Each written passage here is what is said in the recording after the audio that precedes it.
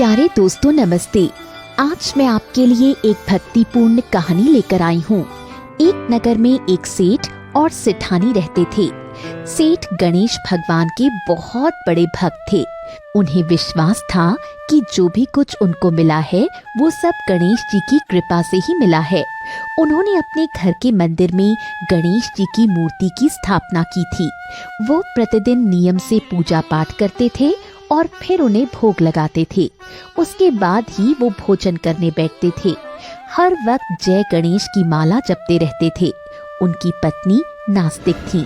उसे सेठ का प्रतिदिन पूजा पाठ करना पसंद नहीं था। वो कहती, तुम हर वक्त गणेश जी का जाप करते रहते हो, उन्हें याद करते रहते हो, उनको भोग लगाते हो, उससे तुम्हें क्या मिलेगा। परंतु सेठ पर पत्नी की बात का कोई असर नहीं होता। पत्नी मन ही मन कुढ़ती रहती थी। एक दिन सेठ को व्यापार के सिलसिले में नगर के बाहर जाना पड़ा। वो पत्नी से बोले, सुबह उठकर तुम जरूर गणेश जी को भोग लगाना। वो ये कहकर चले गए। उनके जाने के बाद पत्नी ने गणेश जी की मूर्ति को उठाया और एक कपड़े में लपेटा। फिर घर के आंगन में जाकर एक कोने में एक गड्ढा खोदा और गणेश जी की मूर्ति को उसमें गाड़ दिया। ऐसा करके वो खुश हो गई और मन ही मन बोली, देखती हूँ गणेश जी कैसे बाहर निकलते हैं। अगले दिन सेठ घर लौट आए। आते ही वो गणेश जी के दर्शन करने मंदिर में गए। वहाँ जाकर वो हैरान रह गए। वहाँ से गणेश जी की प्रतिमा गायब थी। उन्होंने अपनी पत्नी से इस बारे में पूछा तो वो बोली, मुझे क्या पता वो कहाँ गई।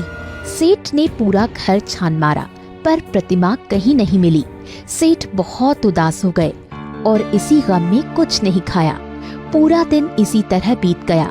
सेठ दिन भर प्रार्थना करते रहे, प्रभु मुझसे जरूर कोई अपराध हुआ है, इसी वजह से आप मुझे छोड़कर चले गए हैं। जब तक आप वापस नहीं आओगे मैं खाना पीना नहीं खाऊंगा। यही सोचते हुए वो भूखे प्यासे ही सो गए। सेठ की श्रद्धा और भक्ति देखकर भगवान गणेश ने उन्हें स्वप्न दिखाया। सेठ ने देखा कि वो गणेश जी को लड्डू का भोग लगा रहे हैं। तभी वहाँ गणेश जी का वाहन चूहा आया। सेठ ने चूहे को भी लड्डू खिलाया। लड्डू लेकर चूहा मंदिर से बाहर भागा। सेठ जी भी उसके पीछे पीछे गए।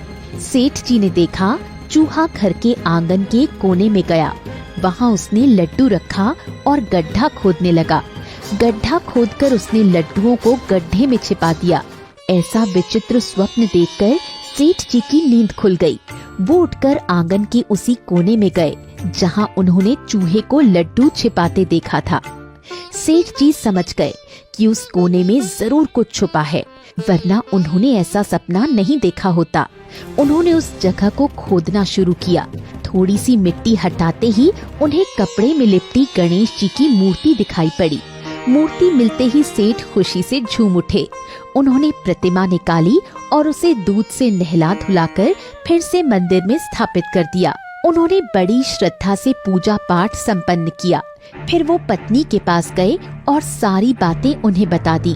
ये सुनकर उनकी पत्नी भी आश्चर्य में पड़ गई। वो दौड़कर मंदिर में गई और गणेश जी से क्षमा मांगने लगी। उसने सेठ जी को अपनी सारी करतूत बता दी और उनसे भी माफी मांगी। गणेश जी का चमत्कार देखकर वो भी हैरान रह गई थी।